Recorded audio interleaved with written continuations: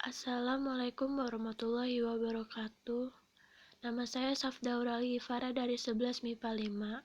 Di sini saya ingin menjelaskan kekuasaan VOC yang ada di Indonesia. Pada tahun 1595, Belanda berangkat dari Eropa di bawah pimpinan Cornelis de Houtman dan sampai di Indonesia pada tahun 1956 dengan mendarat di Banten. Sejak pelayaran de Houtman, maka banyak pendiri perusahaan-perusahaan dagang Belanda yang masing-masing memiliki kapal sendiri berlayar ke Indonesia. Hal ini menyebabkan timbulnya persaingan antara para pedagang Belanda. Para pedagang berusaha mendapatkan rempah-rempah di Indonesia untuk secepatnya memenuhi muatan kapalnya. Akibatnya, harga pembelian rempah-rempah di Indonesia meningkat. Para petani dan pedagang Indonesia memperoleh untung. Sedang di Eropa, harga rempah-rempah makin merosot karena makin banyak tersedia di pasaran Eropa. Pembentukan VOC. Pedagang Belanda dengan didukung oleh pemerintahannya membentuk kongsi dagang yang bernama VOC pada tanggal 20 Maret 1602. VOC adalah badan yang bersifat partikelir, di mana para pedagang Belanda bergabung di dalamnya.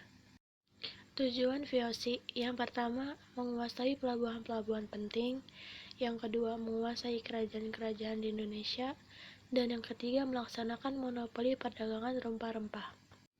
Kekuasaan VOC di Indonesia. Untuk semakin memperbesar kekuasaannya di Indonesia, VOC melakukan cara-cara politik divide et impera atau politik adu domba dan tipu muslihat. Misalnya, kalau ada persengketaan antara kerajaan yang satu dengan kerajaan yang lain, mereka mencoba membantu salah satu pihak. Dari jasanya itu, mereka mendapatkan imbalan berupa daerah. Hal ini berlangsung setiap kali sehingga di Indonesia makin banyak daerah yang berhasil dikuasai oleh VOC. Belanda dengan VOC-nya telah berhasil menguasai daerah Indonesia bagian barat, tengah, maupun timur dengan politik adu dombanya.